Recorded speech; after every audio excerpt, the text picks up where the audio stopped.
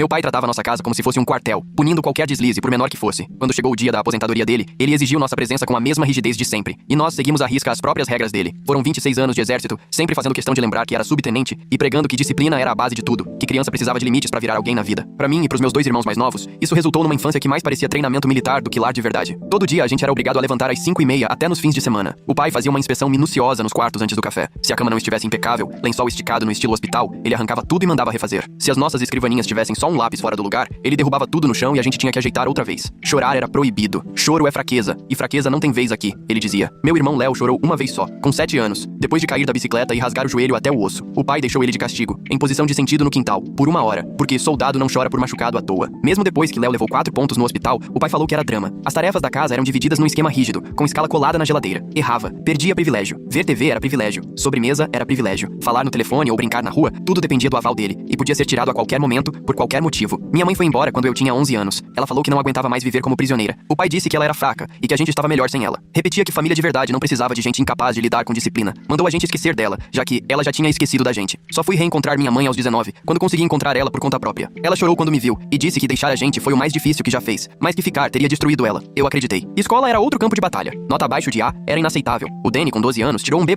em álgebra, e o pai fez ele copiar o capítulo inteiro do livro 5 vezes à mão, durante o fim de semana. Perdeu até a festa do melhor amigo porque estava lá, sábado à noite, copiando equação. O pai dizia que aniversário era distração, e que Danny devia era agradecer por ele manter o foco. Não tinha espaço pra discordar dele, nem questionar ordem, nem negar pedido. Qualquer resposta atravessada era flexão. Discussão virava corrida em volta do quarteirão, desobedecer custava o jantar. Teve uma vez que passei 3 noites sem comer porque me recusei a entrar no programa militar juvenil da escola. O pai falou que eu era ingrato, que só queria me dar um futuro. Entrei no programa e detestei cada minuto. Quando fizemos 18, cada um foi pro seu canto. Fui fazer faculdade do outro lado do país. Léo se mandou pra marinha mercante, fugindo de terra firme. Danny virou professor de guitarra em Portland, o que o pai chamou de desperdício de talento. A gente quase nunca voltava pra casa. Quando ia, ele só criticava. Meu apartamento era bagunçado, a barba do Léo era antiprofissional, a carreira do Danny era vergonha. Nada nunca bastava. No ano passado, o pai avisou que ia receber uma homenagem especial na antiga base. 30 anos de serviço, contando o tempo de reserva. Ia ter cerimônia cheia de ex-comandante, veterano, e ele queria que a gente fosse de roupa social. Mandou um e-mail com data, horário e uma lista de regras sobre nosso comportamento. Quero vocês lá 15 minutos antes. Não abram a boca a menos que falem com vocês primeiro. Me chamem de subtenente na frente dos meus colegas. Esse é o meu momento. Respeitem. Liguei pros meus irmãos naquela noite. Perguntei o que iam fazer. Léo disse, não vou. Danny respondeu do mesmo jeito. Naquele instante, senti algo mudar dentro de mim. Percebi que também não queria ir. Passei a vida inteira obedecendo ao meu pai, sempre com medo do que podia acontecer se eu não fizesse o que ele mandava. Mas eu tinha 32 anos. Apartamento próprio, emprego, vida feita. Ele não podia mais me obrigar a correr nem tirar meu jantar. Não tinha mais poder nenhum sobre mim, só se eu deixasse. Mandei um e-mail pro meu pai, uma semana antes da cerimônia. Falei que não ia. Léo mandou o dele no dia seguinte, Danny no outro. Nenhum de nós explicou. O pai sempre dizia que desculpa é pra quem não tem compromisso, que ou você aparece ou não, e pronto. 3 dias antes da cerimônia, fiquei no meu apartamento atualizando a caixa de entrada, de minuto em minuto. Nada de resposta. Minhas mãos tremiam no mouse. Ficava imaginando o pai lendo as 3 mensagens, o rosto fechado, daquele jeito que ele fazia quando alguém quebrava uma regra. Tive que repetir pra mim mesmo. Tenho 32 anos, moro em outro estado, pago minhas contas, tomo minhas decisões, e ele não pode mais me obrigar a nada. Atualizei o e-mail de novo e nada. Levantei, peguei um copo d'água na cozinha, voltei pro computador, atualizei outra vez, nada. Olhei o relógio no celular. Quase meia-noite. A cerimônia era dali a 3 dias. Sabia que o pai ia ficar esperando a gente chegar 15 minutos antes. Ia olhar pra entrada, olhar o relógio e perceber que nenhum de nós estaria lá. Atualizei o e-mail pela última vez antes de me obrigar a fechar o notebook. No dia da cerimônia, acordei às 5:30. Não tinha despertador, mas abri o olho mesmo assim. 20 anos acordando nesse horário acabaram treinando meu cérebro. Fiquei deitado olhando pro teto, sem ter pra onde ir, sem precisar arrumar a cama com cantos perfeitos, sem precisar levantar pra inspeção. Peguei o celular no criado mudo e abri o grupo com meus irmãos para ver se alguém estava acordado. Mandei uma mensagem e, em menos de 30 segundos, o Léo respondeu dizendo que também já estava de pé. Logo depois, o Danny respondeu dizendo que quase não conseguiu dormir, que ficou esperando o pai bater na porta, mesmo sabendo que era impossível, já que ele estava do outro lado do país. Mesmo assim, ele disse que ficava atento, na esperança de ouvir passos no corredor. Falei para os dois que a gente tinha tomado a decisão certa. Léo só mandou um joinha, e o Danny não respondeu mais. Saí da cama, preparei um café e sentei na cozinha, tomando devagar. A cerimônia estava marcada para as 10 da manhã, então nesse momento já estava rolando, só que em outro fuso horário. Imaginava o pai de pé, vestindo o uniforme de gala, sendo cumprimentado pelos antigos superiores e veteranos, todo mundo prestando continência, enquanto as 3 cadeiras vazias, as nossas, chamavam a atenção de todos. Peguei mais café, o celular continuava mudo. Meio-dia chegou e a cerimônia já devia ter acabado. Eu sabia porque o cronograma estava no e-mail que o pai mandou. Abertura às 10, homenagem às 10:30, recepção às 11:15. Já tinha passado do horário, tudo terminado, e o celular não tinha dado um pio o dia inteiro. Nenhuma ligação, nenhuma mensagem, nem recado de voz. O silêncio parecia até pior do que a bronca furiosa que eu estava esperando. Mesmo assim, toda hora eu pegava o telefone pra conferir se tinha perdido alguma notificação, mas a tela continuava vazia. Só às 6 da tarde o celular tocou, era o Léo. Atendi na hora. Ele perguntou se tinha tido algum sinal do pai. Respondi que não,